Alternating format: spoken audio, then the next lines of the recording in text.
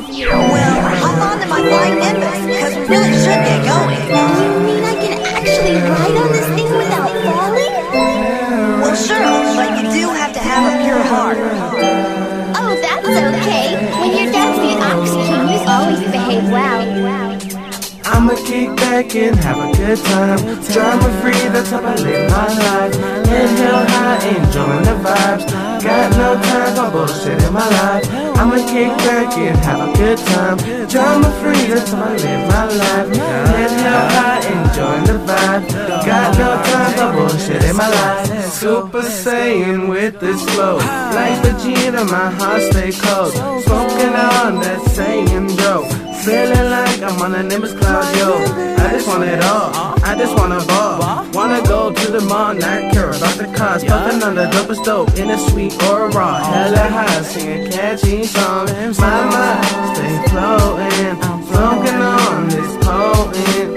Got my mind constantly going, has me going slow motion. Wanna be sipping Arizona tea, rolling up the finest weed. In San Diego, by the beach, living how I should be. I'm just trying to live my life, so my blunt and stay lit. Look at the drama, that's my mindset. Feeling good, just vibing. You can catch me smiling. I'm up in the clouds, I'm flying. Got no time for no bullshit or lying. I'ma kick back and have a good time. Drama free, that's how I live my life. Inhale high, enjoying the vibes. Got no time for bullshit in my life. I'ma kick back and have a good time. Drama free, that's how I live my life. Inhale high, enjoying the vibe. Got no time for bullshit in my life. Let's go, man. Fuck all that drama shit. Take me to my paradise with some video games, give me some double cheeseburgers, give me some good ass weed, and let's go.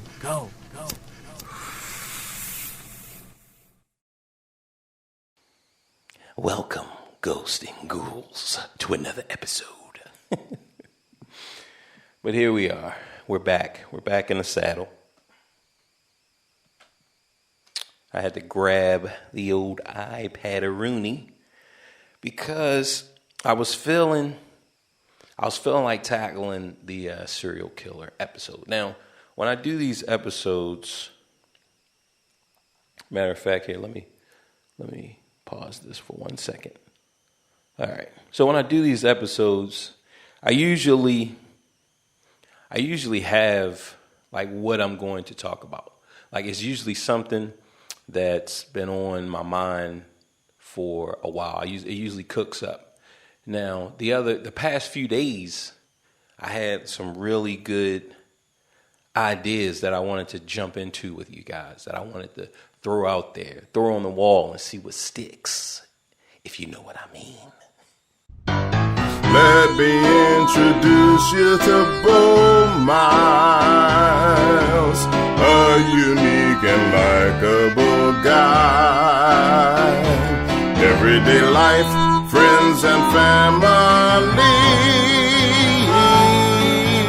makes up the artist's dream.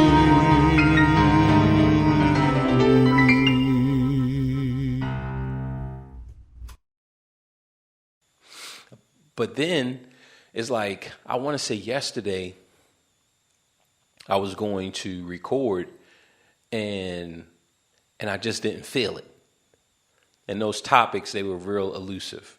Like I could barely remember anything that I was going to talk about. So usually in those type of incidents, I feel like, look, just sit at the keyboard and just see what comes to mind. So that's what I'm doing. Right now, I do want to speak on the death sequence and just existing this existence that we're in. I do want to speak on that, and I want to speak without any beliefs.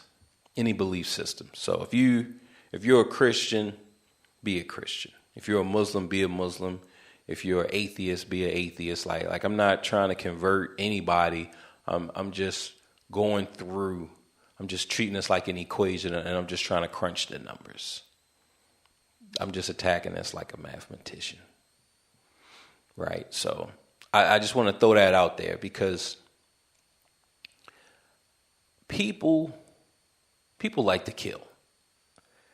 I mean, we really don't.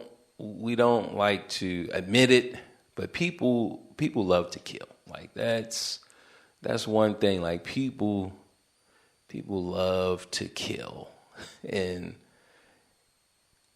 they can get behind anything in order to exercise that right, that God-given right to kill. You step on my shoes, nah, you got to die. I'm gonna kill you. You're wearing the wrong colors, oh nah, you got to die. I'm gonna kill you. You spit in my face, ooh, spit in the face around all my homies. Oh no, I got to kill you. You're my woman and you leave me? Oh no, I got to kill you. You're my best friend and you having sex with my woman? Oh nah, oh no, I got to kill you. So we can just go on all day. You rape my daughter? Oh no, I got to kill you. Just pick a reason. You lost in my hood? Oh, I got to kill you. So with that being said, it's like, look, people will find all types of reasons to kill, right? Oh, and one thing that I definitely wanted to get into, because like I said, this is going to be kind of with the serial killer and just some other stuff sprinkled in. Now, my first initial idea for the serial killer was going to be, we was going to start from beginning to end, right? So for an hour or however long, I think I usually go for like an hour, maybe an hour and some change. And so my initial idea was, okay, for an hour and some change, we're going to just jump into the serial killer. Now, at that, when I was doing that, when I thought about that, I picked up a few books. So I picked up a few books so that I could like use as a reference and kind of go through. And there was one book. So I want to say it was it was called Serial Killers. But when I looked on my iPad, I didn't have it. It wasn't on my iPad. And I'm like, man, I know I downloaded the book version as well. I also did the big book of serial killers, right? So those were my two reference points that I was going to be using, the big book of serial killers and then serial killers. Now, I want to say that serial killers, that was the one that that kind of broke me, right? It just kind of broke me, like, you know, after you just diving in, and it's just like 40 hours of serial killers between the two, and it's like, man, this is pretty dark and dim, man. It's like, it was kind of depressing, especially when they was, because you were getting it was like face-to-face confessions. That was the way that it was presented, right? It was face-to-face confessions of a serial killer, and they were just telling you, going, you know, their account. And after, like I said, 40 plus hours of that, I mean, it just got real doom and gloom. And then one of the things was, it was a killer, and I probably even talked about this before, but one of the killers, he was saying how he lured this 10-year-old girl. So they lived in an apartment building. And so he grew up, or she grew up with him in there. So he was living there for, let's give him at least 5. Let's give him, yeah. So, let's just go and say from 2 to 5 years. He was living in this apartment building. I guess he was thinking about killing this girl the whole time. And when it finally broke, I want to say she was either 10 or 11, and he lured her to his apartment, and because she knew him, and I guess the family knew him, like, look, I mean, everybody was no big deal, and he started to attack her, right? And she was just saying how sorry she was, and even he was saying, like, like, man, I'm a piece of shit. Like, why are you saying you sorry, right? You didn't do anything. This is him, this is his account, reflecting back on it. And it was just like, man, like that was the straw that broke the camel's back. Okay? That just did it. Like I just remember thinking about that, and I just had to cry.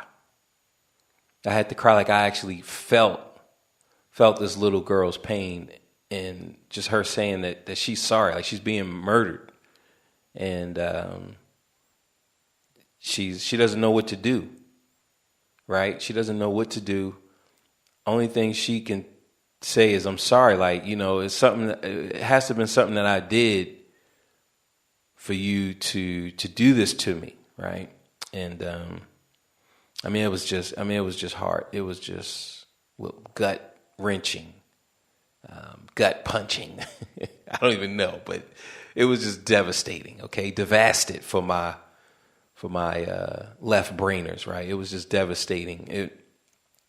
Like I said, I just broke down, just because you got all of these accounts of murder and killing from their perspective. So it's no remorse from them. It's no remorse. And it's like, man, and that was just a straw that broke the camel's back.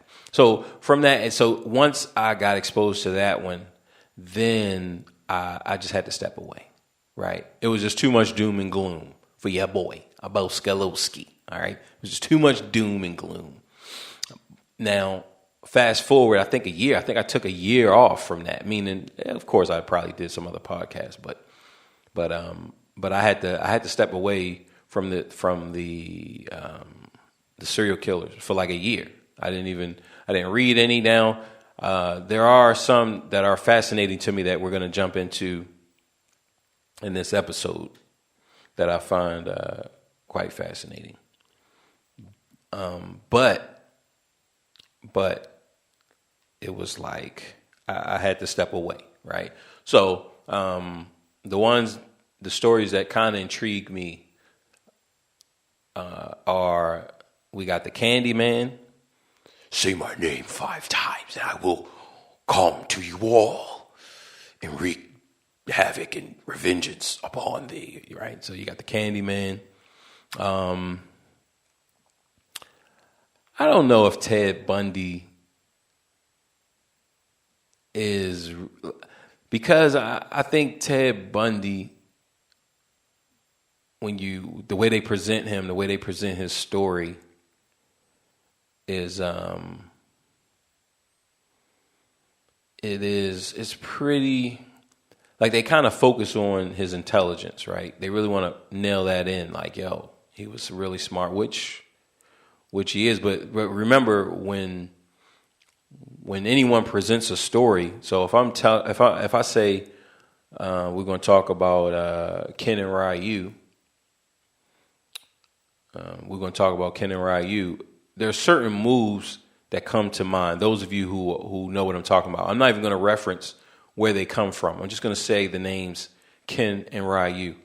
If you know them, certain moves are going to already come to your mind. You're going to start to see certain things. Now, if I only speak on, let's say I don't speak on any of the things that you know, well, then now I'm pushing a certain narrative. And those of you who know what I'm talking about, far as those characters, Ken and Ryu, you'll be able to see that narrative real clear, because those of you who've mastered, like, even if you don't even master them, but just if I speak on them and I speak about them in a way that you were not thinking, and I don't speak on the big parts of them, then you can clearly see that, he's pushing the narrative. Now, if I speak on the parts that everyone knows of these characters, then I'm still pushing the narrative, right? But that narrative is going to be hard. It's going to be harder for you to even recognize and to see, because it's like hiding in plain sight, the narrative. So whenever you speak on something where everyone knows, and you only speak on the things that everyone knows, it's easier to kind of push a sub narrative, like a subliminal narrative that people aren't truly aware of.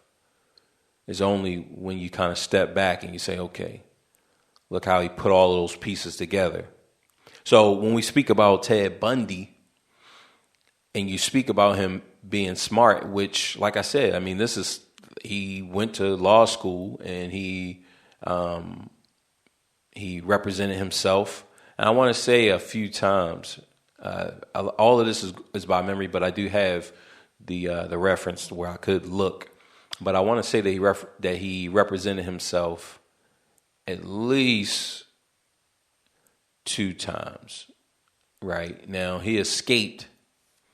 I know that's when it was kind of on the media. The media picked it up. This is before when he got captured. This is before the murders down in Florida, the sorority house murders. Right, so I think he got caught in like Colorado, maybe Boulder, or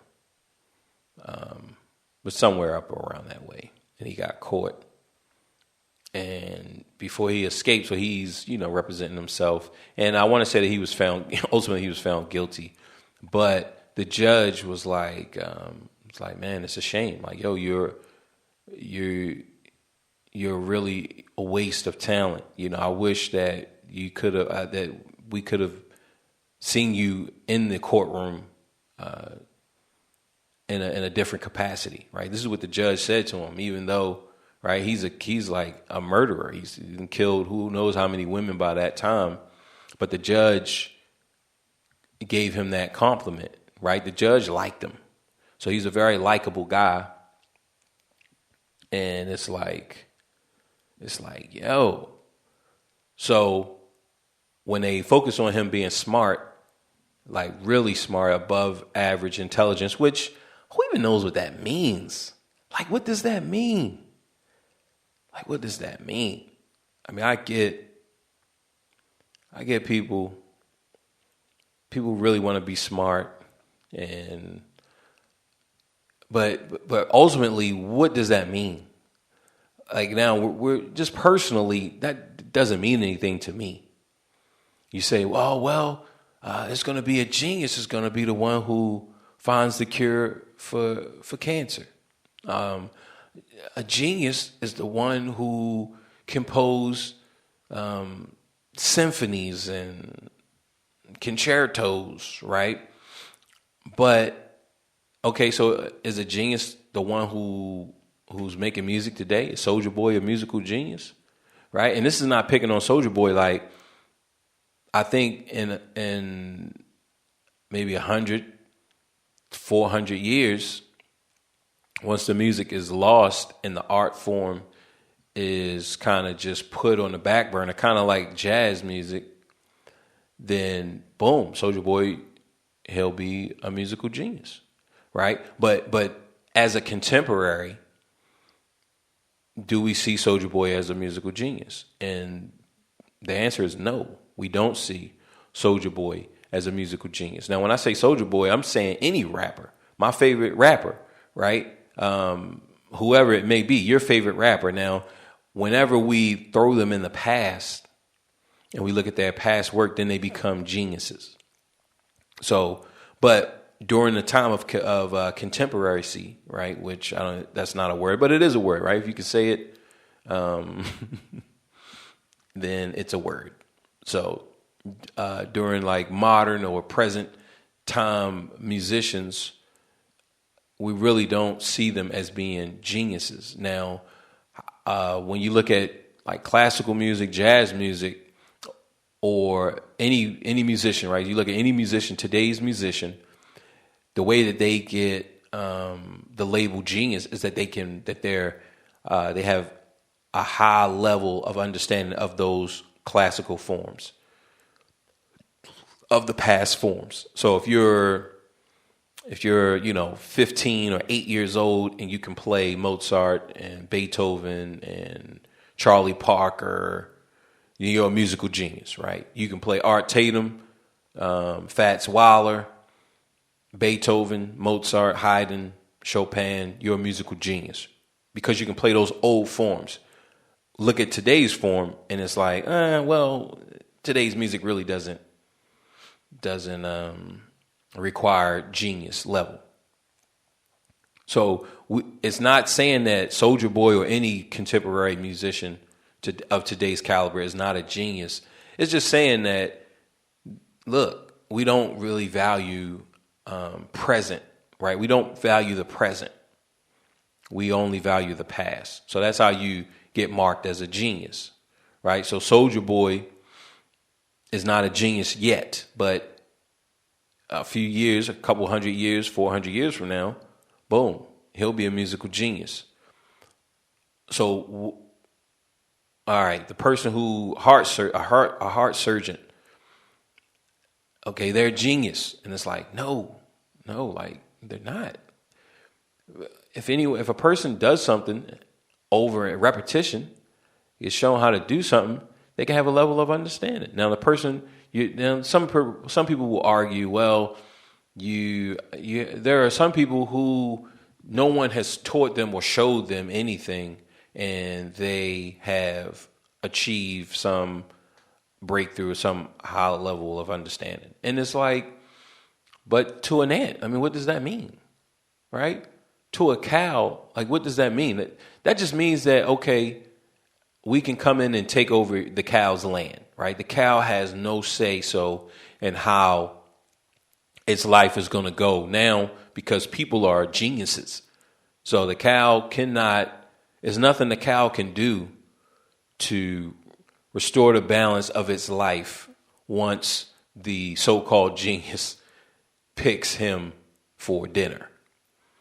Like, that's just how I look at intelligence. Like, I don't really value it. I really don't.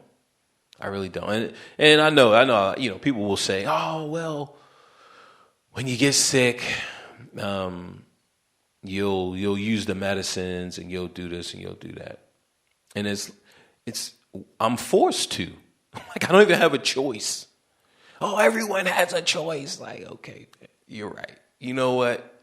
You're right. So those of you out there who going into this long discussion with yourself on how human intelligence is important, and I just shouldn't even take any medicine anymore, and I shouldn't live in the homes that people have built, and I shouldn't drive the cars that I shouldn't use human ingenuity. You know what? From this moment forth, even though I'm still coming to you via the internet that was created by some person, right? Nope, I'm no longer using it. I'm no longer using technology and human ingenuity because I said that I just don't value intelligence, right?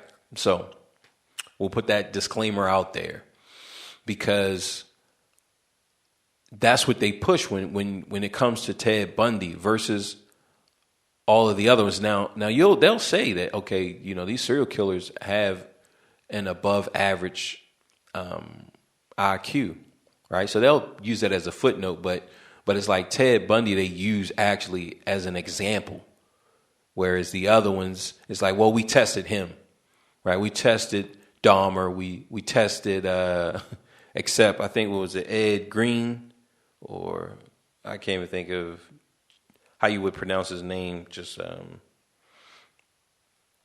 off the cuff, right? But I want to say that he was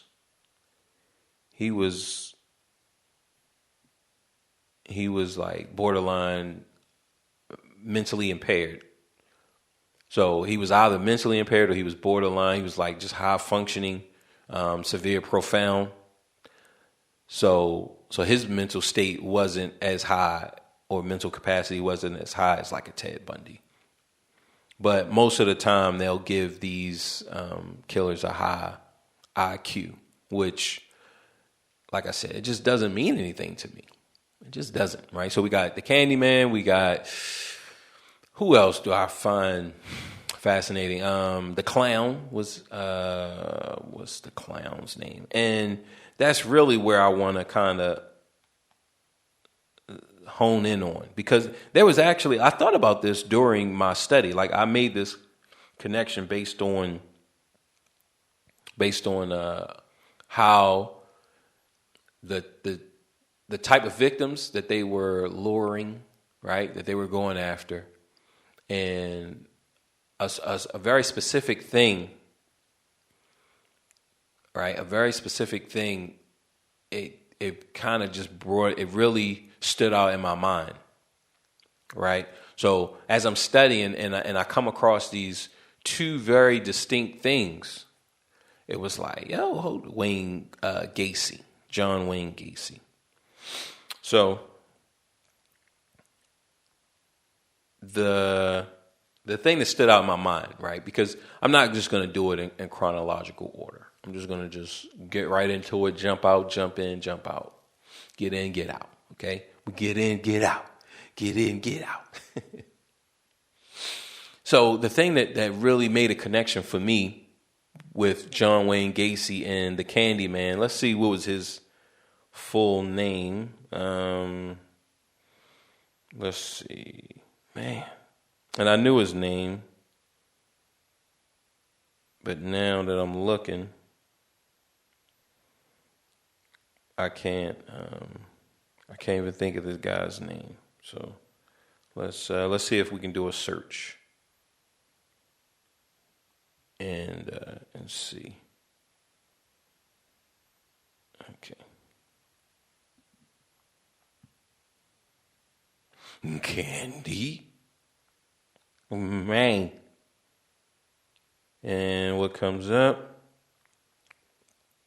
Oh, this is a Google search, and I don't have this turned on. So let's look at the phone, because we need to know his name, right? That way you guys can kind of cross evaluate, look at what I'm saying, and take it from there. You can say like, okay, this is I want to say it's John something. What is it? There we go. Dean Coral. Boom. Dean Coral. The Candyman. All right. So, Dean Arnold Coral was an American serial killer who abducted, raped, tortured, and murdered at least 28 teenage boys and young men between 1970 and 1973 in Houston and Pasadena, Texas. He was aided by two teenage accomplices, David Owen Brooks and Elmer Wayne Henley. So that was 73, 70. And so they found 28 teenagers, right? And young men, 28 teenage boys and young men. But you got to know that there was more, because those 28, that was the 28 when he was with his accomplices, Brooks and Henley. Now, Brooks was his first accomplice, and then they were going to run the game on Henley. Henley was able to kind of talk his way out of it, and he became an accomplice, right? So you just got to know that for him to do that to Brooks, right? He was going to do the same thing to Brooks, right? And Brooks was talked his way out of it.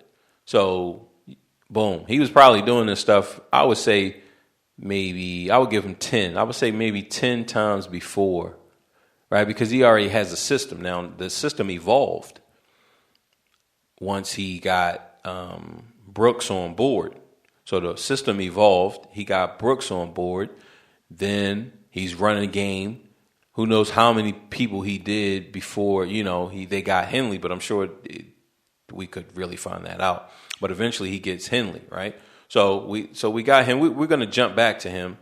But the other one is Gacy, right? So because we need to understand, okay, when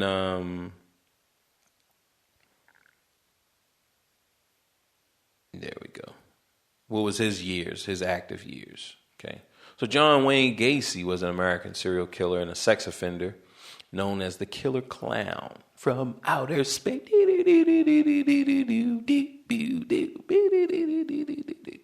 From outer space. Right? So Killer Clown who assaulted and murdered at least 33 young men and boys. He regularly performed at hospitals and as events Pogo the Clown. We need to get his dates that he was getting his killing on. That's really what we want to know. All right. What's the Wikipedia? They need donators. Okay, so look, this is the first time we've asked recently, so we're going to get straight to the point. This Wednesday, we need to make a donation. We need you. So look, they need you, the listener, to make a donation to protect Wikipedia's independence. 98% of their readers don't give. All right. So if everyone reading this donates $2.75, it would keep Wikipedia thriving for years. So look, we need to donate. Okay.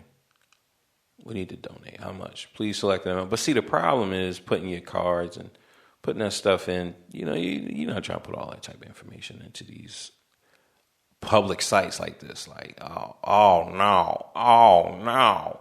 So he's from 72 to 78. That was his span of crimes. 72 to 78. And let's jump back to Coral. Is from 70 to 73. 70 to 73. And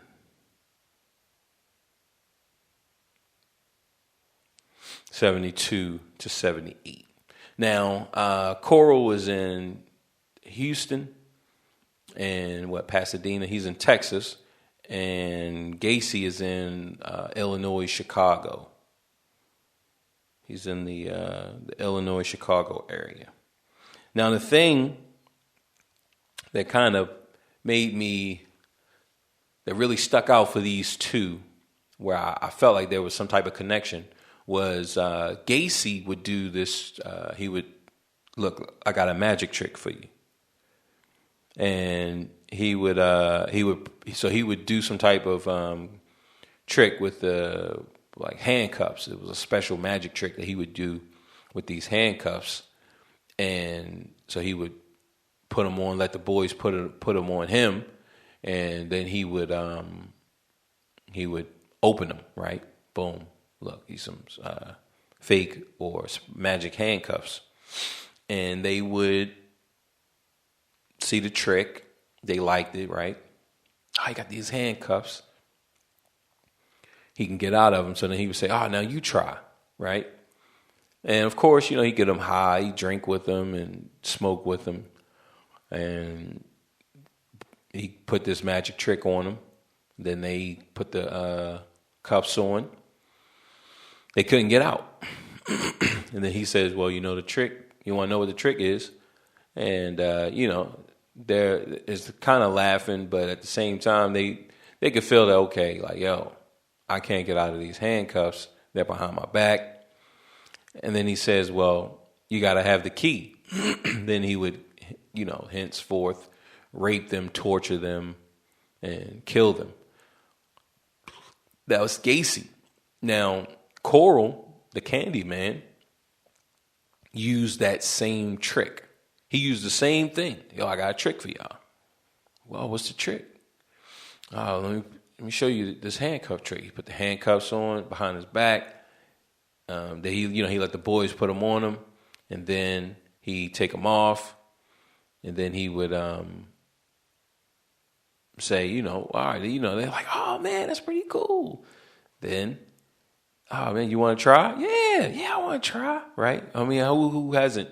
I remember a couple of my friends had like those type of handcuffs where there was like a little thing that you had to push to the side, and that's how you got them undone. So you put them on. Like I remember trying that, right? And you put them on. You, oh man, right? So he does that, and then he says, "Well, you want to know what the trick is?"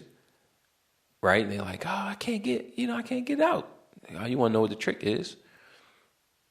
Well, you gotta have the key. And then he commenced to raping, torturing, and murdering these young boys.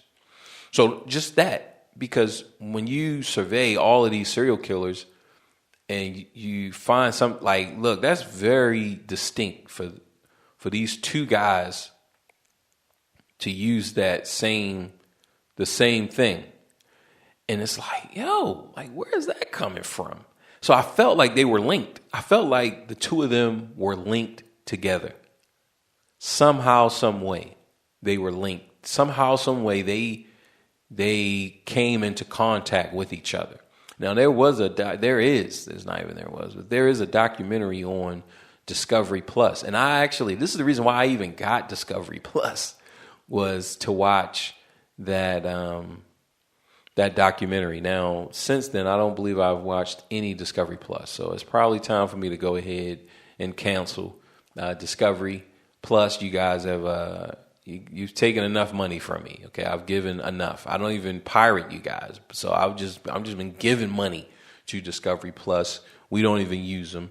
So let's go ahead and cancel that subscription right now. Okay, because the documentary, it just started going off on some. I mean, it was just crazy, and it's kind of like one of my friends. He works. I can say he works, but let's just say on a popular TV show, and he was saying how, like, I think maybe season 1 was legit. And then after season 1, they just started throwing shit in the air. They was like, yo, man, like, fuck it. Let's just, they just, look, man, they got to keep this thing going. So I'm not even going to say what show it is just because, but he was just telling me, like, yo, after season 1, like, it just turned to a real shit show. And it's one of my favorite shows. I mean, I really like the show, and even though I know that, like, yo, after season 1, like, yo, this is some bullshit right here. Like, yo, this is just some super shit. Like, yo, it's everyone knows, like, every person involved in it knows, like, yo, this is, and they get up. Look, man, everybody need a check, okay? People love season 1. We on. I'm not even gonna say how many seasons they on, because then you guys will find it, and then y'all find out who he is, and before you know it, he'd be like, "Yo, man, I got fired," So we ain't gonna do that to my boys. But yeah, I still like the show. Like, I still like it, even though I know that each season after one is just, look, man. Hey, Tony, what you got? Like, look, man, there was a painting. Like, all right, well, look, man, let's cook up this whole season on it. So who knows where I was going with that? But ultimately, this show, with that serial killer, Dean Coral, and the Candyman and the clown, that documentary. Like I said, like, after, so they go into the first. Discuss the murders of Dean, and then discuss how he was captured, and discuss the murders of Wayne, and then discuss how he was captured. And then they introduced this cult, right? Because they are trying to find a connection as well. They're trying to find a connection. Because, I mean, it's clear. It's like, I was just thinking, like, when I discovered it a year ago, I was thinking, man, I mean, I'm surprised that no one has talked about this, right? Like, yo, no one has talked about this. Like, this, you would have thought that somebody would have tried to make a connection between the two, but no connection has been made. Like, that just doesn't make sense. So they're trying to make a connection, which is going to be hard to make a connection if both of these guys are dead and everyone's who could say something like they're not. So they bring up this like it's like a child pedophile cult, and they try to link. I don't even know if they even tried to link Gacy and Coral to this. I don't even believe that they tried to link the clown and the Candyman to this. They just brought it up, I guess, for you to decide. Okay. So, and then they even give a name, but I think once you get into like the child pornography ring, it just doesn't really, it's not interesting, right? So child pornography is not as interesting as murdering boys, murdering women, right? So if they talk about murdering women and murdering boys, it's like, all right, okay, boom, let's watch this, okay? The Atlanta child murders, that's another one that's kind of interesting as well. That one is interesting to me as well. But so with this documentary just goes into like it was maybe they was trading. I don't know if it was a sex trade, sex trafficking. Like it was definitely like, oh man, like I don't. This is whack. Especially we talking about the 50s, 60s, 70s. I mean, and I'm not saying that that's not real. I'm sure that it's alive and it's thriving, but it's still like, oh, man. So it got on that foot. Once it went down that lane, it just got boring. I was like, man, let me just go ahead and turn this off. But I think I should finish it. Maybe I'm only 30 minutes away from completion, and then I can end the torment that we call Discovery Plus, which to their credit, is not. Discovery Plus is not bad. It's not bad service. They have some good stuff on there, I'm sure. But the only thing I really wanted to see was that documentary because I was thinking, why wasn't this brought to the people, right? So we got Coral. Let's jump into his spree and end. So he is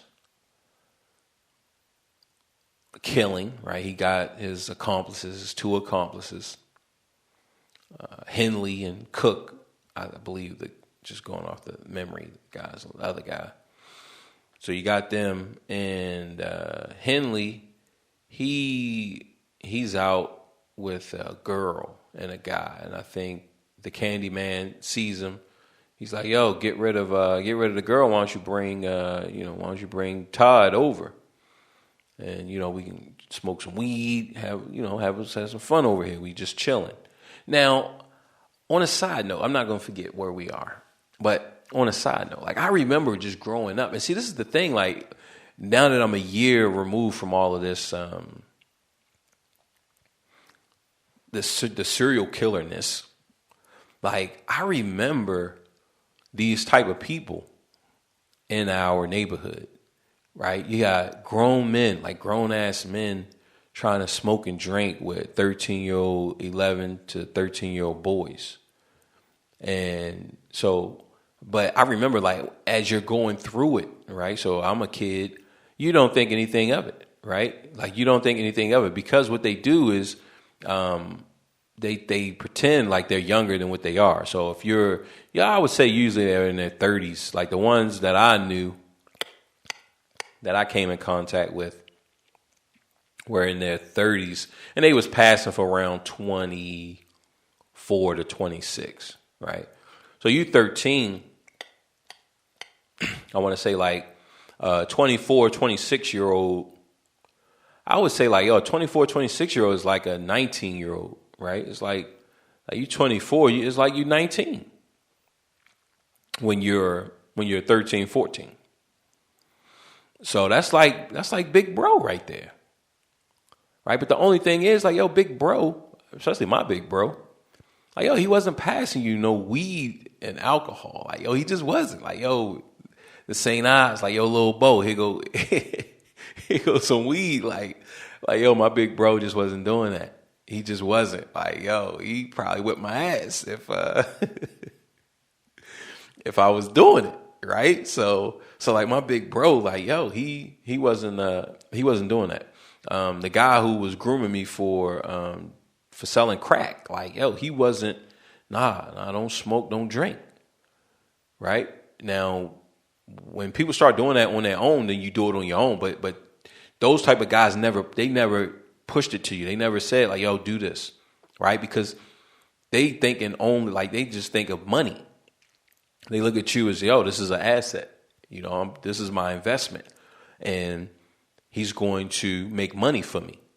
Right? So, like, that's how they look at it. But when you're a kid, you don't really see the difference between, you know, big bro, he's looking out for you. He's making sure that you're good, making sure you're safe, making sure nobody is bringing that heat to you, right? That's how you get to expand your territory. Now you can go where big bro is, all right? Wherever he is, yo, that's where you can go. They're like, yo, oh, man, well, that's Larry, little brother, right? Boom, I'm in there. Yo, I'm Larry, little brother, right?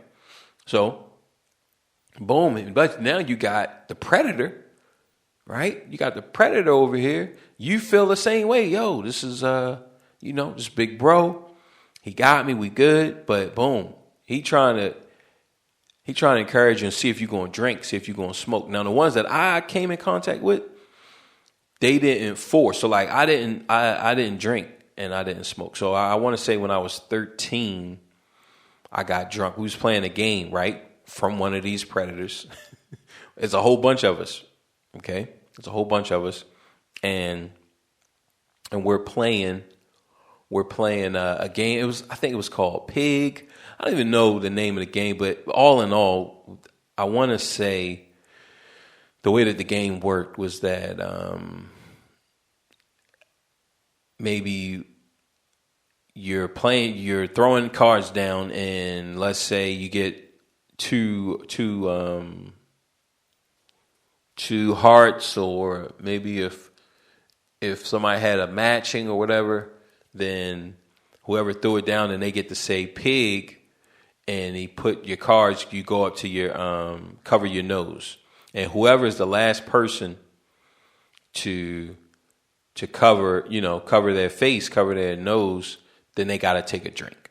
So it was around that vein. I'm not really sure because I haven't played the game since I was like 13. So the name might even be different, but it's a drinking game. And so that was the first time that I was even exposed to alcohol in the sense where I kept drinking. Because I remember, like, when I was maybe 6 or 7, like, my uncles, they would be out drinking and listening to music, and I come out there, they like, oh, Boogie, like, yo, get a little taste. And it was Bacardi, right? So it's like, oh, man, this is nasty. And they laugh, right? So you didn't even take a big drink. Like, it was just like a little sip, and it was like, oh, man, this is some nasty shit. So you didn't even, that was just it. It was just like, put your tongue on it. Ah, man, this alcohol is horrible. Now, fast forward 13, and we in this drinking game. Boom, you got your friends, the whole crew, right? We got the whole crew in there. And so you're going through with it, right? You're taking these shots. And I remember getting drunk. So I remember playing this game maybe, I want to say like 3 times. It was probably, 3 times, because after that hangover, now 3 times is a stretch. Like, I'm sure it was 2, but let's just go and give him 3. But I remember, like, that first hangover, it was horrible. Like, I just felt crappy in my head. I was like, yo, man, I don't really like this drinking. You feel me? Like, yo, like I ain't with the drinking. So, like I said, we probably played the game maybe 2 more times, and then I just was like, nah, I'm not drinking. Like, yo, nah, it's just not worth it. I do not like this hangover. Now, the fellowship social drinking, that's cool, and we all just having a good time, and all right, that's cool. But afterwards, like that hangover, like, nah, man, I'm good, right? So, boom, I don't drink. Now, the one who's exposing us to this, he doesn't like say, yo, Bo, go ahead, come on, man, don't be a wood. Like, nah, he wasn't like that. So it was boom. All right, Bo don't drink, and that was the reputation. Like, yo, little Bo don't drink, right? And smoking, I didn't smoke either because I want to say I tried to smoke a cigarette maybe when I was 11 or 12, and this is something we call hot boxing. Now, hot boxing is when you bring the cigarette up to your mouth and you pull and then you blow out, right? Now that's hot boxing. That's what we used to call it back in the day. Now that's wrong. That's not the way that you smoke a cigarette, because you don't get the true sensation that other people who smoke cigarettes that they're getting. And I remember meeting a girl like later on. I think I was maybe in my 20s. She was hotboxing. Like, she was like, right? That way, it like you don't really get what you're supposed to get from the smoking. So I was hotboxing. I want to say, because all your friends, oh, look, man, I got this cigarette, and you're like, oh man, I'm hotboxing, right? Which you're not saying. You're not saying I'm hotboxing, because hotboxing is a negative term, right? It's a negative term. So I'm, yeah, man, I got the. You blow the smoke out, and I remember one of my homies. I think it was Lou, my homie Lou. He was like, yo, you hotboxing. I'm like, what? This is my first time hearing the term. Oh, it was hotboxing. It's like, yo, you're not smoking. He was like, yo, you gotta. He was like, next time. He's like, yo, this is what you gotta do. He put me on, my man Lou. This is my first and the last puff. True toke of the cig, the fug. That's what we used to call him back in the day. I don't know what they call him now, but yeah, that's what we used to call him, fugs. So he was like, all right, you inhale and then you breathe in, right? So and then breathe. You got to breathe it in, right? And when I did that, I just started coughing, like I'm coughing, and you could feel, like, I could taste that menthol taste. Now, I've never tasted the menthol taste, right? Because I'm hotboxing. But when I did it the right way, I could, like, my whole throat just had that menthol minty freshness just down on the inside of my throat. And I'm like choking. And that was my first and last puff right there. Like, yo, like, nah, man, this is horrible. Like, I'm choking. Like, nah, man. Like, so they like, yo, Lil Bo don't smoke, Lil Bo don't drink, right? So now that's established.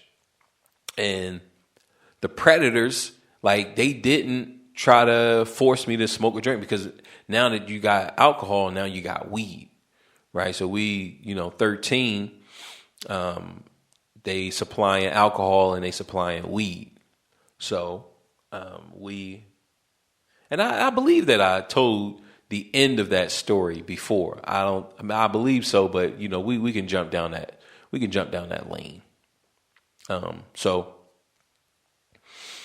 we all, smoking. Well, not we all, but they're all smoking and drinking. And then they introduce porn. So like I said, now these guys they in their 30s, right? We like 13, 12. We got little shorty is 11, right? So we got like some young, like, I remember cats like we gotta do, because some of these guys are still alive and like out there going hard, right? So I can't say some of these names, but I could say, because like it's not incriminating. It's just saying like, yo, you know, there was some young go-getters, some young hitters. So we got Lil Funk and we got Lil Shorty. Like, yo, those cats, like, yo, they was like 10, you know, 10, 11, right? We're like 13, 14, right? And then you got these 30-year-olds. So they're introducing alcohol. They're introducing marijuana, right? Weed, that dope, that ganja. And they're introducing porn. So we getting all of this all at one time. Now, it's all of us. So it's not like you just by yourself. Then I remember we went out into the county. So it's probably like maybe 7 to 10 of us. And we got like the legit fighters are there. So it's not like something's gonna go down and like, yo, they going to take advantage, which you're not even thinking of that, because you're thinking like, yo, they just the bros, they putting us on, they giving us access to stuff that we can't normally get. So you're not even looking at it like, yo, something could go wrong, right? You're not even thinking that, because there are no stories floating around like, yo, this is something that could happen. You just, you know, you didn't hear about Gacy and the Candyman. Like, yo, those stories aren't told, so you don't even know about that could even be a possibility. So it's like I said, like 7 to 9 of us, we go out of the city, because I'm from Baltimore, like the concrete jungle, like The Wire, like it looked like that. So boom, we go outside of that. And I remember this. So that was everybody smoking and drinking but me, right?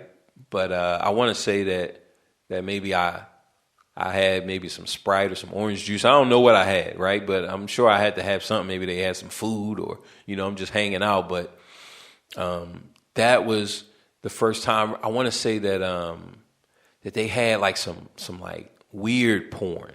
So normally it's just your regular normal porn from the 90s, which is what's that black lady?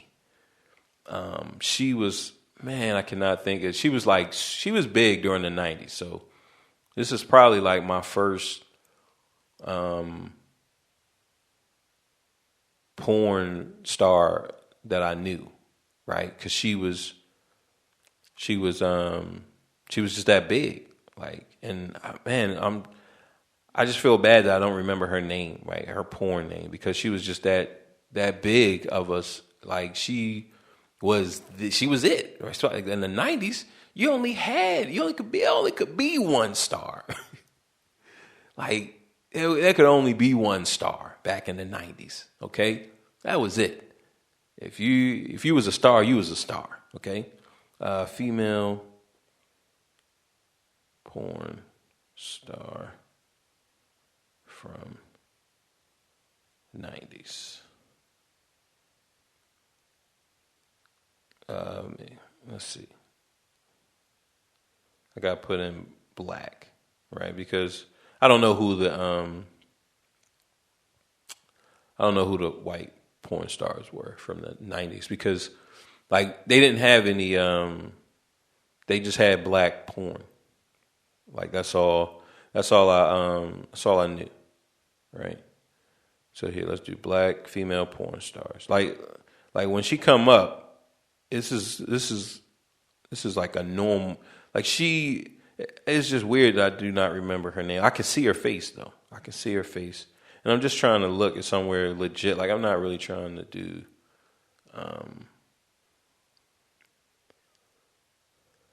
Yeah, maybe later, dog. They try to hit me up with, yo, donate, yo, dumbass, donate. Look, man, I'm just trying to look at a list of female porn stars by the decade. Okay. Last edited 2 years ago. Man, I'm sorry. Whatever your name is, I'm sorry. I rubbed off many of rubby rubs to you, and you know, I wish you the best. I think she became she's like a bus driver now, and she's married. I want to say, yeah, she's like a bus driver, and she lost. You know, definitely doesn't have the body that she used to have. But yeah, I know. Like people looking at my search history would be like, man, he's a wild boy. Look, man, you see the search right here, man. Look, man, he's nostalgic, right?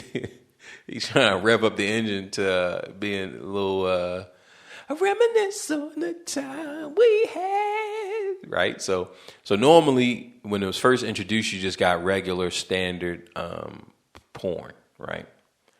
And I remember when we went out of the city, it was weird porn. So it wasn't gay. It wasn't gay porn.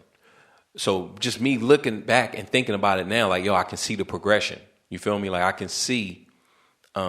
definitely see that, like, yo, this was planned. Just the whole execution. Like I can see it right now. I can see the trap. Like this is definitely a trap. So weird. It was like two dicks and just other, like, that's what I remember the most. And other, like, I don't know if it was 3 or 4 titties, or I don't even know if it was that, but I know it was definitely 2 penises, right? That stood out in my mind because that was like the first time that that I ever saw something like that, and you could tell it was fake, but it still looked like it was real. Like as a 13-year-old processing this, as a 12-year-old processing this, you're thinking like, nah, man, that's fake. But at the same time, it could be like, well, you know what I mean? If they said it, if it was verified that it was real, it'd be like, all right, well, it's real, right? So it wasn't too far off, but it was still like, yo, that just, man. So I want to say it was like 4 testicles, right? Like it was weird, right? So that, boom. So that's what you get outside. Now, after that, I didn't go, and I wasn't even invited to, I wasn't even invited that much, right? Because I didn't smoke and I didn't drink. So one of the stories floated around like, yo, one of the homies was touched. They was like, what? Like, yo, something happened. It's like, yo, what? Like, yo, with the predator. You feel me? I'm like, yo, what? So they like, yo, everybody, they mob up. They mob up like, yo. So the hood is going crazy, right? And like, yo, so what happened? What happened? Like, yo, the homie, it was him and maybe somebody else. They went out. They went out of the city, right? So they riding out with the predator, which, of course, that wasn't his name. They like, yo, he riding out with the predator, and they go out of the city, and so the predator, his man, live out in the county. That's where we went to, over his homie's house, right? So it was just 2 of them. So remember, when I went, it was like 7 or 9 of us. One of the homies, one of the lambs, he went, him and just somebody else, right? He could have even went just him by himself, which I mean, anybody get like, yo, I would have did it. You feel me? I would have went by myself because you're not thinking, right? You don't have these stories not circulating in the hood. So he go out there. They the normal routine, right? The normal drinking, smoking, got the porn on. He falls asleep. This is a story that makes it back. He falls asleep. One of the predator, or I don't know if it's the predator or if it's his man, they topping him off, right? And but remember, he only 12, 13, so he played like he sleep. I guess they finished the job. They take him back home, and I don't know if they even, whoever, I don't even remember who else went, right? But if it was 2 of them, I don't know what was going on. But all in all, one of the homies got topped off by the predator. Who knows what else happened? But that was enough to made it to the hood. the hood went into an uproar, right? They flame up. Boom. Look, the hood need blood now. So, needless to say, I mean, the hood got his revenge. Okay. Once he came back to the hood, let everybody know, then it was like the end of Frankenstein. Like, yo, the town, and it's just us. It's just the little gangsters, right? Little gangsters surround, do their justice, and that was it. So, boom, the predator he got to leave the hood, so he not even in our neighborhood anymore, right? So that's my own personal experience being, close. That was like the time that I was close in proximity to a predator. Now we were on Coral and Henley. Coral like, yo, bring them over, and we're gonna have a good time, get some weed, right? We drink. I'm sure they probably watching some porn. So Henley, but remember, Henley got a girl, so it was a girl and a guy. But Coral told him, yo, get rid of the girl and bring Josh over. So he brings the girl over with him. So him, the girl, and Josh, they come over, and boom, they drink. And I want to say that Coral, he got mad, so he slipped something in everybody's drink. Even Henley, he slipped something in his drink. All three of them pass out. He tie them up. He tie all three of them up. And once they come to, I think when Henley comes to, Coral is, kind of berate. He's just off the cuff. He's just rambling. And he's like, yo, you messed everything up. Yo, you brought this girl. He like, he's just groggy. He was like, he talked, look, man, remember, Henley got the gift of gab. So Henley talked him out of it. Henley like, yo, man, I mean, look, I go in and top, get this girl to top me off, and I, rape and kill her, and you go ahead and rape and kill Josh. And then we look, it's just a regular routine. We bury the bodies, don't even worry about it, and then we on to the next. So Coral like, yo, all right, look, let's get in there. So he uncuff him. He send Henley and the girl into room B. Him and Josh, they in room A. He's starting it up. Start it up. Right? So look, man, it's not looking good. So over in room B, the girl know Henley. So the girl like, yo, and I don't know if that was his girlfriend or what. I don't know. But the girl know him. Like, she like, yo, is this a joke? Is this a game? Henley like, nah, it was not a game. And I think she was, I don't know if she was sobbing but she was like, yo, like, this ain't right. You feel me? Like, yo, what you gonna do? And so I want to say that Henley, he has the gun at this point, right? Because I don't think he took the gun from Cora. I think he goes into room B with the gun. And so he has the gun. And then the girl was like, yo, man, we need to get out of here, but we can't leave Josh, because they can hear Josh getting his cheeks ran into in room A, right? So, I can't say he's getting his cheeks busted, but definitely they could hear, some savagery, so she's like, yo, this ain't right. And she was like, yo, you got to do something. Like, yo, Henley, yo, you got to do something. So Henley was like, yo, fuck it. Yo, he going to do something, So they go out the room, and he's like, yo, get off of him. Yo, get off Josh. And Josh, maybe Josh crying or whatever. And the candy man looked at him like, yo, what you going to do? You really don't know. I'd advise you not to trust that hoe, right? So the candy man like, yo, man, what you going to do? Shoot me? And then, boom, Henley just pop him. And then the Candyman trying to get away.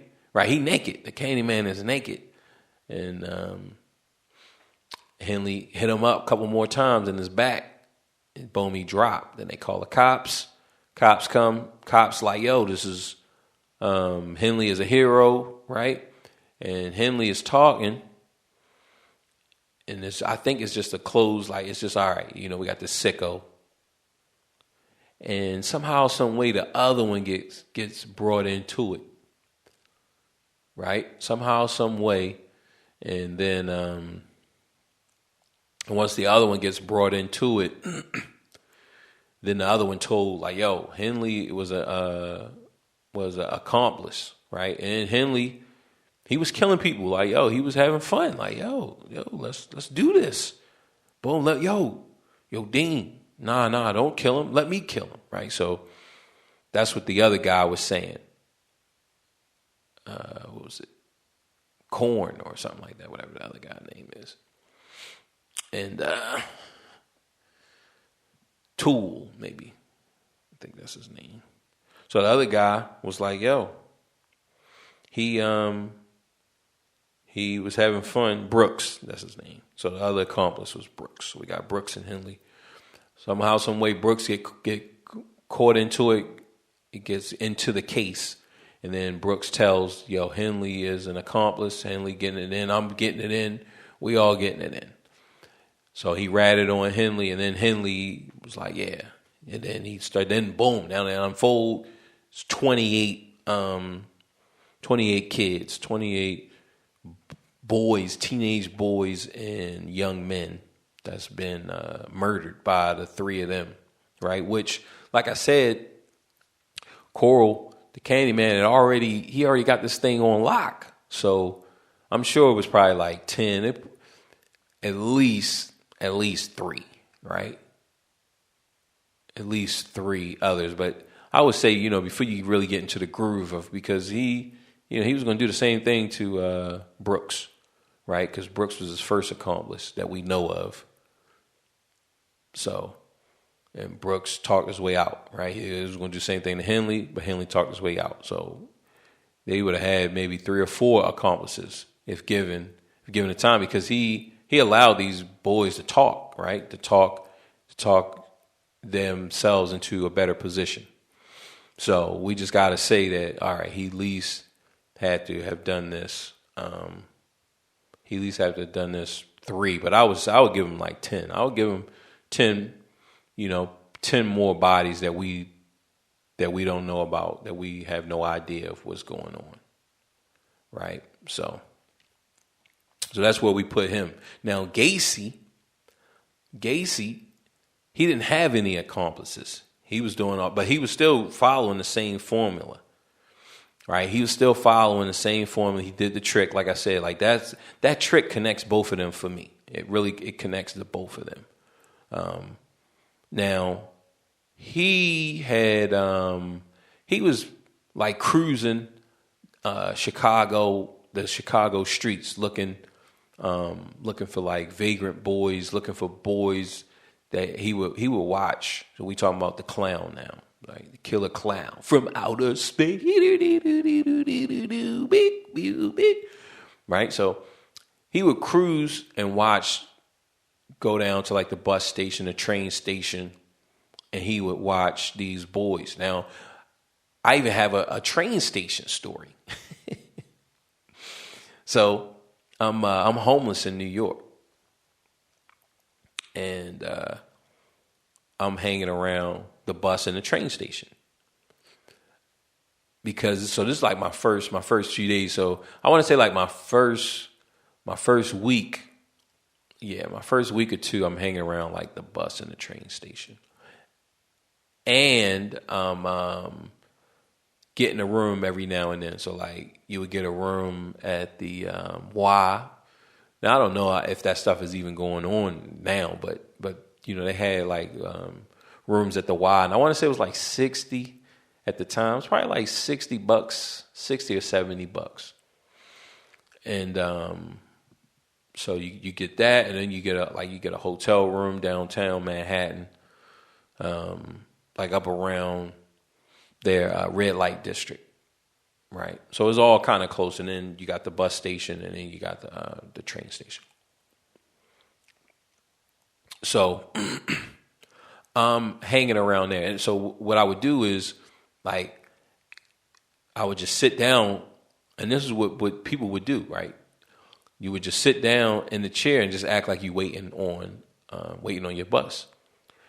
So I didn't look homeless. So they would round up the homeless people. What they would do is they would go, and if you looked homeless, then they would have security or have somebody come by and ask you to see your bus tickets. So I remember it was this homeless man or lady sitting next to me. And, so security come up. They come up on me, right? They come up on us. And they like, let me see your ticket. So I got like a little backpack. I got my hoodie. And I look up and I'm like, like I'm about to go in my bag and get it. And then the lady or whoever was next to me, the homeless person next to me, maybe they didn't have it and boom, they just moved them and just kept like they wasn't even talking to me, right? Because I didn't look homeless and I wasn't there like every day. So if I'm there like kind of sporadic, you all right. So that's how you would do it. And then I learned from like the other homeless people, you would get a membership. So you go to the library, get you a library card, and then from the library card, then you have access to the internet.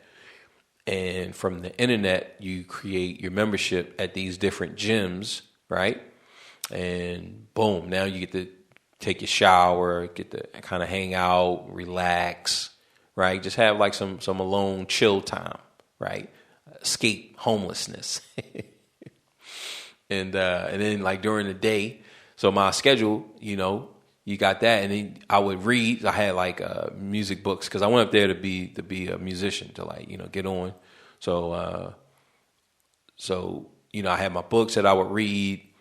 You hop on a train, go down to like JFK Airport, and then ride it back. So then that was like you get your nap in, get you a nice little nap, just sleeping on that train. You was good, and you kind of hang around Central Park, like you go up to Harlem. That's when I did like a little bit, some musical auditions. So I met musicians even down in Manhattan around Times Square. It would be like a whole bunch of like musicians down there, and they would be like, yo, trying to get home, need money for a bus ticket. So you hang out with them, talk, you go up to the college, meet some musicians there, meet some other homeless people, homeless girls, like, so it was crazy. It was definitely a crazy time, but like, I remember living that vagrant life, that vagrant lifestyle. So Gacy, he out there cruising. So Chicago bus stations and the homeless spots, it was like outside. Now, like the stuff, New York was like inside. It was like an inside thing. Now, I remember going to like when it got real, real cold, they would open up this little mall and let the homeless people go in there and just kind of escape the cold. And when it got real, real cold, the police would drive around Manhattan and they would round up the homeless people. So I remember they would take us to like it was like some type of housing. It wasn't like housing, but it was a processing center, because what they would do is get your name and they would take you to maybe like some type of mass bidding area, right? And I remember one of the guys was like, yo, man, make sure, like, yo, put all your valuables, like, yo, don't put your valuables out, like, yo, because they'll steal your shoes, like, yo, they'll steal that, man. They'll steal your ID, like, yo, they'll steal anything. So I remember you really didn't even have a choice. Like when the police rounded you up, like you just had to get in the van and then they take you to the spot. And I remember it. And they try to, during processing, they'll ask you, your work experience, try to get you a job or whatever. And I remember like just leaving from there. So like I do a little bit of processing, right? Give them my name, give them a little bit of information. And then right before they, book me and look, yo, we're going to send you up to Brooklyn, or we're going to send you over to the Bronx or, Queens or wherever. Like before they got to that part, then I would leave, go down to Greenwich Village, hit up a jazz club. You feel me? So I just kind of kept it moving. While I'm going forward, I just want to put out there that, you know, it's some people who are like really living homelessness and can't escape it right now. I was up there, like I said, I was just up there being a musician. I had some people up in Queens and in the Bronx that I knew, but this was before like Facebook. Like right now, you do that, you got people you can connect. Boom, you can connect with people on Instagram, you connect with people on Facebook, connect with people on Snapchat. Like, so, but when I went up there, like, yo, these people that I knew, I didn't have any way to get in touch with them. I didn't have their phone numbers. Like one was like Far Rock away, but I didn't know, like, yo, what specific address, like, yo, I didn't know any of that, you know, so I couldn't really reach out. So me being homeless up there was really just like me, because I didn't have connection to the people that I knew. So, you know, I just want to put it up there because like some people like really, really living that homeless life. You feel me? And I don't want to feel like I'm comparing myself to them because I wasn't and I'm not, right? It's rough. You feel me? It's cold out there. So, you know, my people out there, they ain't listening to this podcast, right? Which they are now because the dynamics have changed. Like, yo, homeless people got cell phones. They got all type. Like, yo, they getting it in. They homeless, right?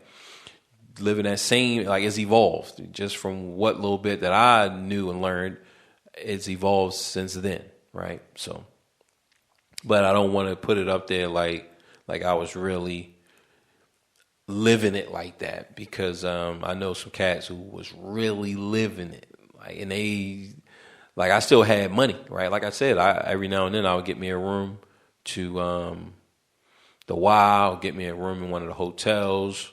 So I still had money, and I was playing. Like, I was a musician up there. I was playing, and I remember playing in one of those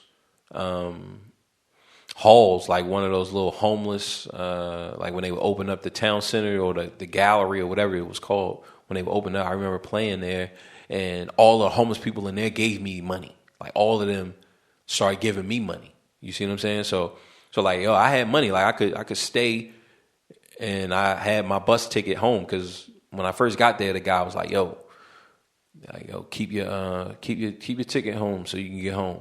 You feel me? Like, yo, keep that. Always keep that. It's kind of like re-ing up. You feel me? Like when you're in the dope game, like, yo, make sure you got enough money to re-up. You feel me? So like, yo, don't dip below your re-up level. So if you buying 17.5, like, yo, you get up to 3, get up to 5, like, yo, just make sure you keep 17.5 on you. so that was the advice. Like, yo, man, keep that bus ticket. That bus ticket is like $75 or who knows how much it was. Like, yo, keep that on you. And yeah, I had a cell phone. Like I said, like, I was definitely, you know, I wasn't in a desperate, dire situation up there, but I definitely was homeless, like living in the streets and the bus stations and just getting in however you can get in, how you can get in, right? So that's what Gacy, that's what he's on. So he's preying on those type of people. So I want to say that it was a kid who worked at a dry cleaner, right? So he stepped out of his comfort zone. Normally he's, you know, attacking vagrants and people that nobody know. Because you figure, like, yo, if I would have got murked up there, like, nobody in New York would have been like, yo, that was Bo. You feel me? Like, maybe if they'd have went to, I'm trying to think of, like, what people, like, you go to some people and, like, I had a couple homeless homies, but not really homies. It was like, yo, it was real sporadic. It was real like, yo, you meet somebody this moment, you're not going to see them again. It was like that. Like, yo, it was like this is freaking year one of humanity. Like, yo, you meet somebody, like, yo, you're not going to see that person again. Yo, you just hit it off with this girl. You are not going to see her again. Like, yo, y'all had a super connection. There was no numbers being exchanged. It's like, yo, it's crazy. So that's the type of life that was going on up there, right? So that's who the clown, that's who he was going after. He was going after people like that. Now he slipped up because he went after this kid that was at the working at a dry cleaner.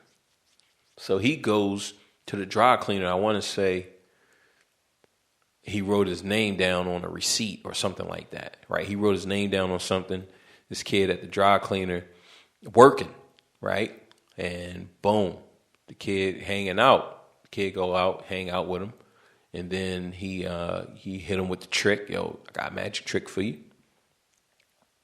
And then he rapes, tortures, and kills the kid, buries him under his house, right? So all his victims, he's like burying them under the house in a crawl space, right? I think he got like 30-something bodies under there.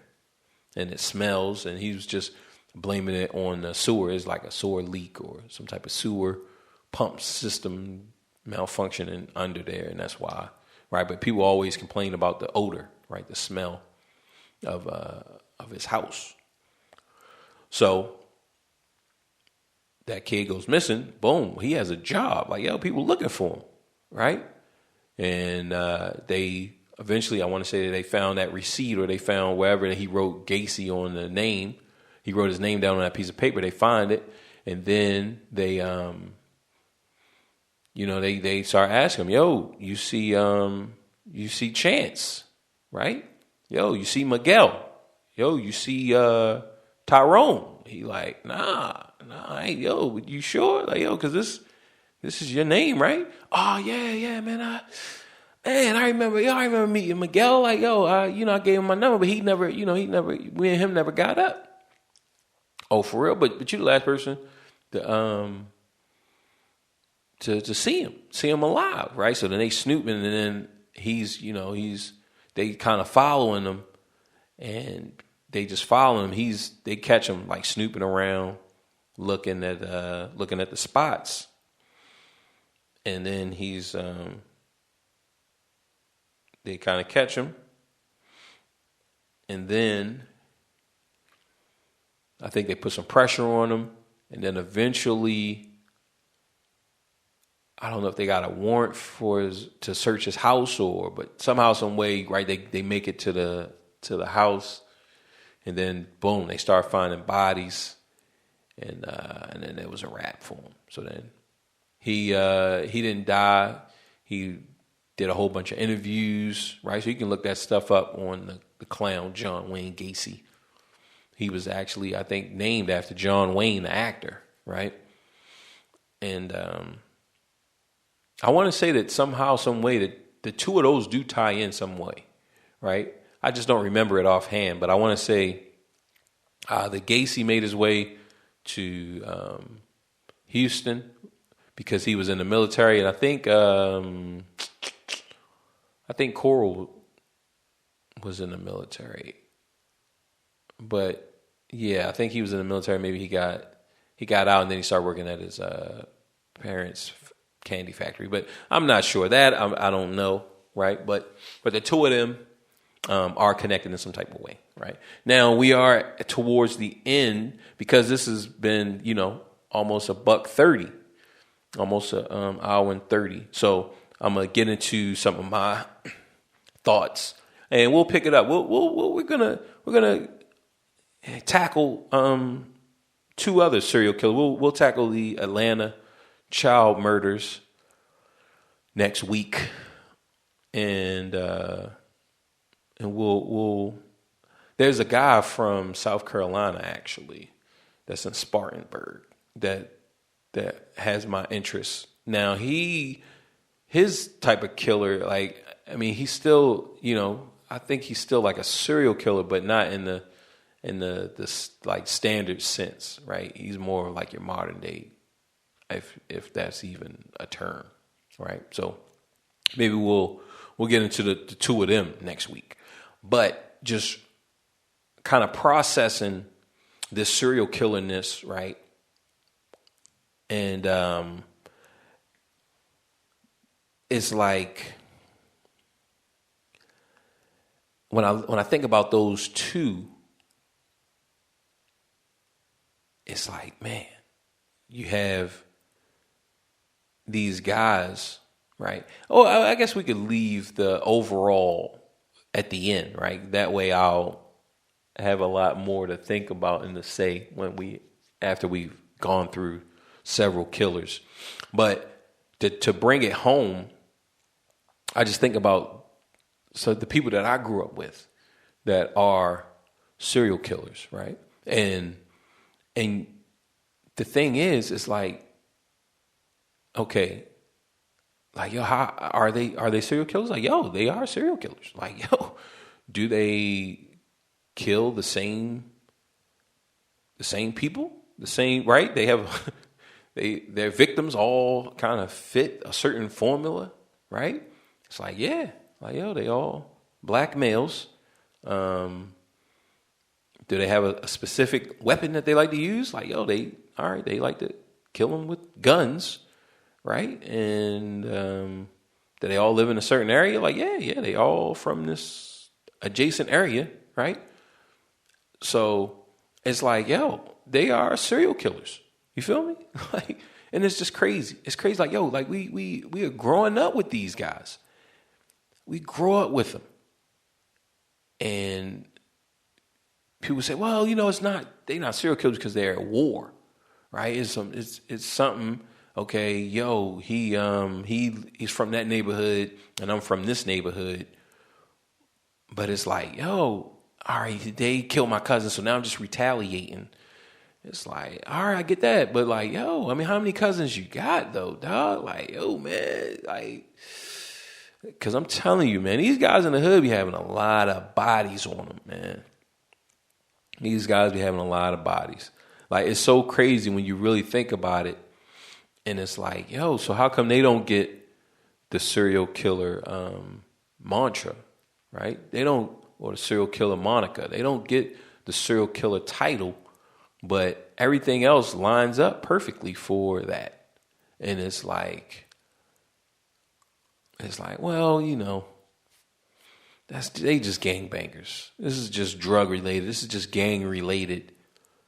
And I mean, but look, man, they have the same charisma. If anybody meets them, they have like the charisma of Ted Bundy. Like, yo, you gonna like them. Everybody gonna like them. Yo, if you cross them, like, yo, it's a problem.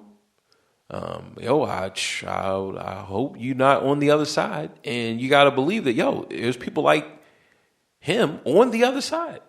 And so we're on the other side. There's somebody like him over there just waiting to kill us.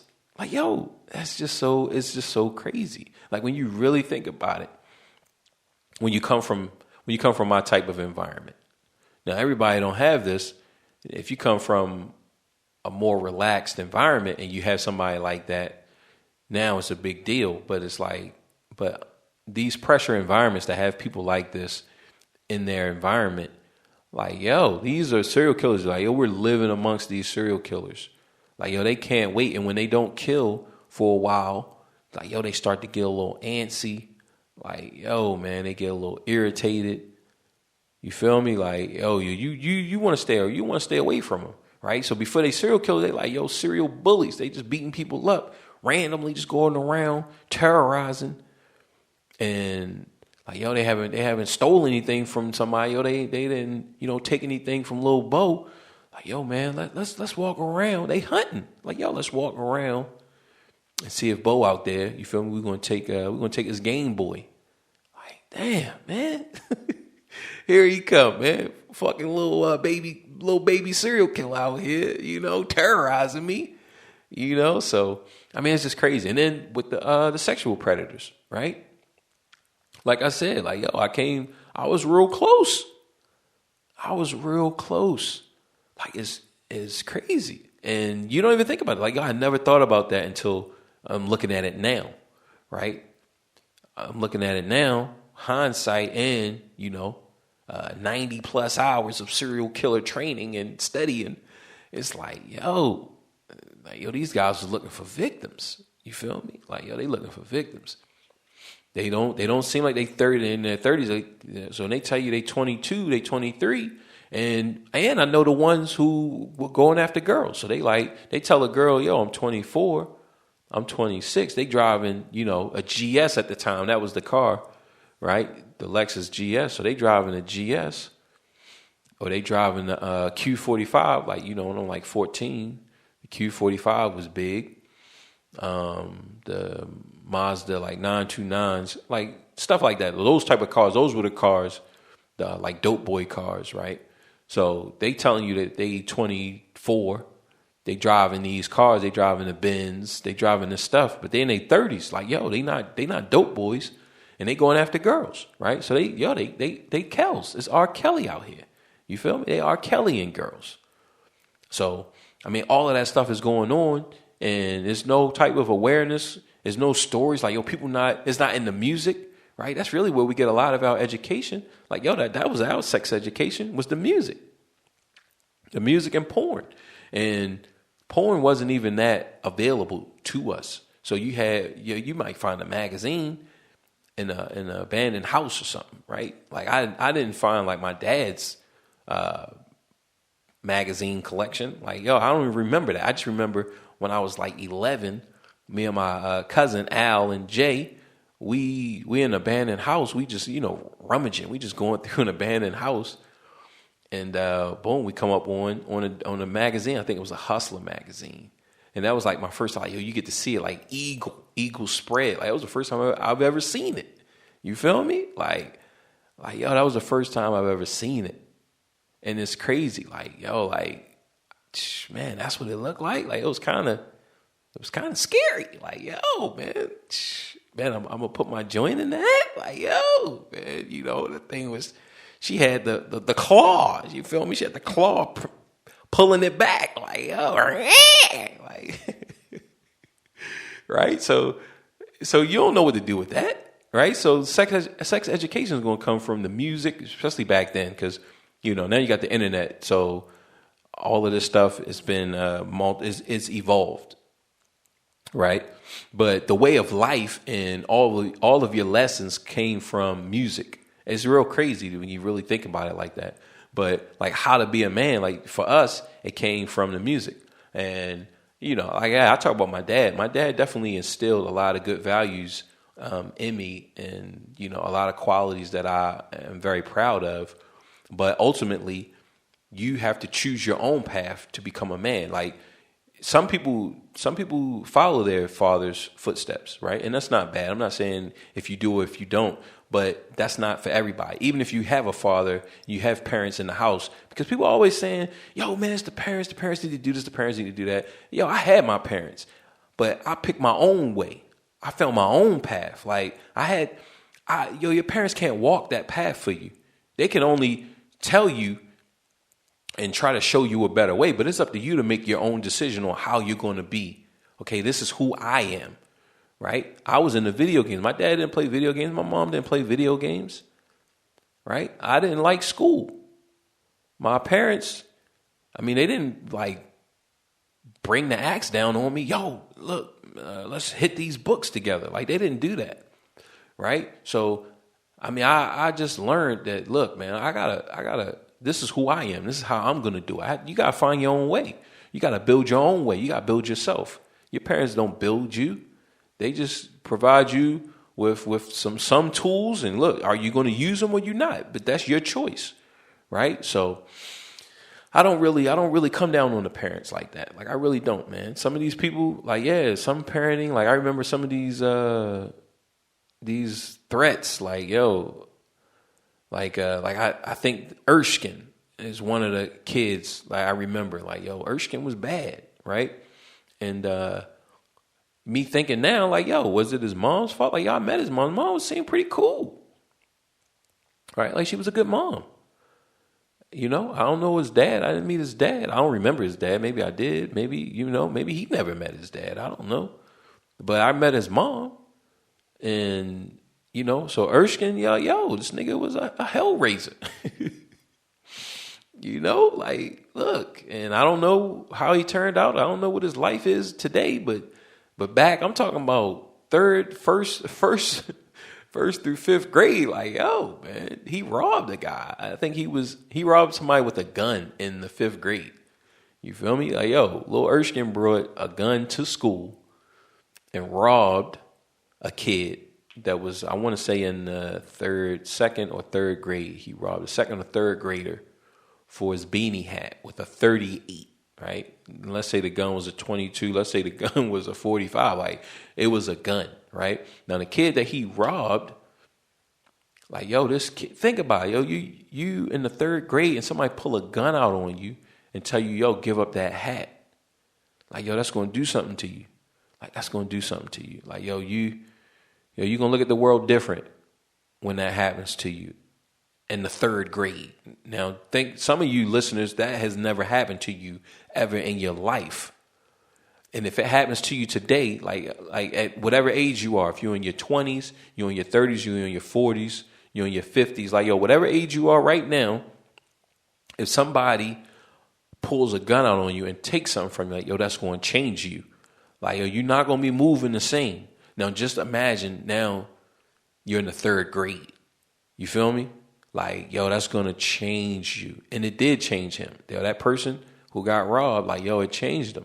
And, I mean, if he was to tell you the story, I'm sure he would tell you that, yo, it changed him for the better, because now he knows, like, yo, you either the wheels or you the tracks. And that was the main lesson that I learned growing up in the hood like that. Like, growing up in Baltimore, the concrete jungle, the devil's cavity, like, yo, the, Jezebel's ass crack, like, yo, whatever you want to call it. Like, that's what I learned. You either the wheels or you're the track. That's it. Pick one, right? So that kid, like, yo, he chose, I'm going to be the wheel. Like, yo, I'm not going to let somebody pull a gun out on me and take something from me. Like, yo, they going to know, like, yo, nah, don't go to him. So, but from my vantage point, my perspective, that kid, like, yo, that ruined that kid's life. That took away his innocence. He was an innocent little kid, a good kid. And Erskine took that from him. Like, yo, Erskine took that. And Erskine be like, yo, somebody else is going to take it. Like, yo, all right, I'm the one right now that you get to say in hindsight, but, yo, if I didn't pull a gun out on him when he was in third grade, like, yo, some other kid was going to beat him up. Like, something was going to happen to him anyway. Because like you said, Bo, yo, this is the devil's cavity right here. Yo, this is Hell's Kitchen. You feel me? Like, yo, this is where we at, man.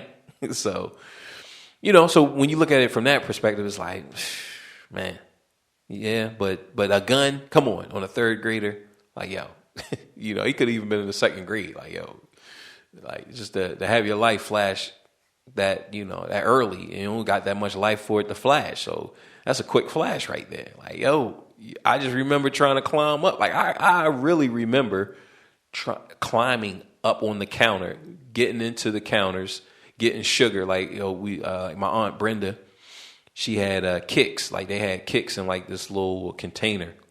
And I remember, like, yo, so I don't even know how old I was, but I remember like climbing, like getting the chairs, moving the chairs to the counter, right, with the sink and everything, climbing up on the counter, opening up those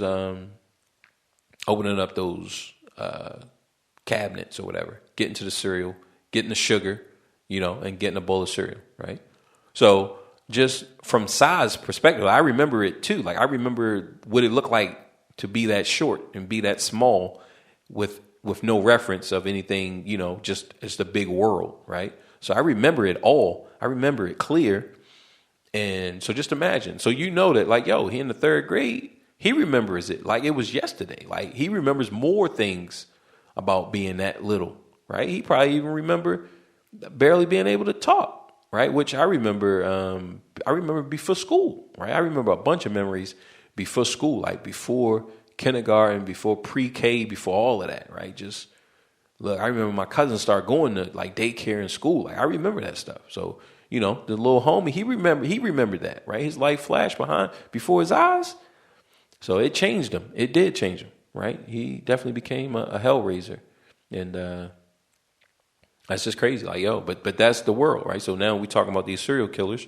Like I said, we're going to get it in next week. We're going to hit up the Atlanta child murders, right? That's pretty interesting. And we're going to hit up that guy that's from South Carolina. He's from Spartanburg, which he's more, like I said, he's like, you know, he's not a serial killer, but he's a killer, right? And he's definitely like, he's more of the type of killer that I grew up with. You know, like the killers that I grew up with, which in today's time, they call them hitters, they call them shooters. Like, he's like that, right? He's like that. Like, yo, if the wrong thing is said, like, yo, something don't go the way that he wanted to go, like, yo, he's gonna, you're gonna pay with it with your life. Like, that's the type of guy that, you know, we're gonna cover him, and we'll get his name, and the Atlanta child murders, we'll hit him up too, because you know, these names we're gonna hit them and tackle them next week. So that was that. I don't even think I did a pause in between to insert my intro, but we're gonna put it in there anyway, so don't worry. And we're gonna leave all of this, like all the thinking, just everything. We're gonna leave it all in there. And man, I really felt myself kind of tearing up a little bit when I was talking about the little homie who got robbed and how his life, like Erskine, you feel me? I'm calling you out. You feel me? How Erskine took away his innocence, but at the same time, like, oh, Erskine's innocence was taken away from him, just in the fact that he felt like that was okay. Like, yo, this isn't, because you're not thinking of the consequence. You're not thinking of the consequences of your actions because you're a kid, right? Erskine only 9 to 10 years old when he does this, right? And like I said, we don't know how it turned out for him. I hope that you know, he was able to recover and reflect on some of the choices in the way that he was raised and could choose better, right? So that's really all that we can hope for a person.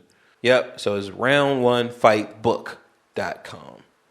Check that out. If you guys haven't brought a copy of it, definitely think about it. Go there and look and see if that's something that you feel like that can help you expand your mind. It's not just about video games, which is based on, but I feel like just the strategy in itself is going to help you in life. I feel like the strategy that's covered in that book can help you with just strategic thinking in general, right? You want to think better. You want to become a better thinker. You want to become a more critical thinker. I feel like this book can help you with that. So with that being said, and that's that. You dig? So until next time, Reese's PCC. I love double check ha ha ha. Really? That's so sweet of you. Well, hop on to my flying Nimbus, because we really should get going. You mean I can actually ride on this thing without falling? Well, sure, but you do have to have a pure heart. Oh, that's okay. When your dad's the Ox King, you always behave well. I'ma kick back and have a good time. Drama free, that's how I live my life. Inhale high, enjoying the vibes. Got no time for bullshit in my life. I'ma kick back and have a good time. Drama free, that's how I live my life. Inhale high, enjoying the vibe. Got no time for bullshit in my life. Super Saiyan with this flow. Like Vegeta, my heart stay cold. Smoking on that Saiyan dope. Feeling like I'm on a Nimbus cloud, yo. I just want it all, I just wanna ball. Wanna go to the mall, not care about the cars. Puffin' on the dopest dope, in a sweet or raw. Hella high, singing catchy songs. My mind stay floating, smoking on this potent. Got my mind constantly going, has me going slow motion. Wanna be sipping Arizona tea, rolling up the finest weed. In San Diego, by the beach, living how I should be. I'm just trying to live my life, so my blunt and stay lit. Fuck out the drama, that's my mindset. Feeling good, just vibing. You can catch me smiling. I'm up in the clouds, I'm flying. Got no time for no bullshit or lying. I'ma kick back and have a good time. Drama free, that's how I live my life. Inhale high, enjoying the vibes. Got no time for bullshit in my life.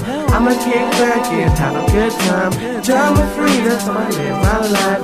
Inhale high, enjoying the vibe. Got no time for bullshit in my life. Let's go, man. Fuck all that drama shit. Take me to my paradise. Give me some video games. Give me some double cheeseburgers. Give me some good ass weed. And let's go.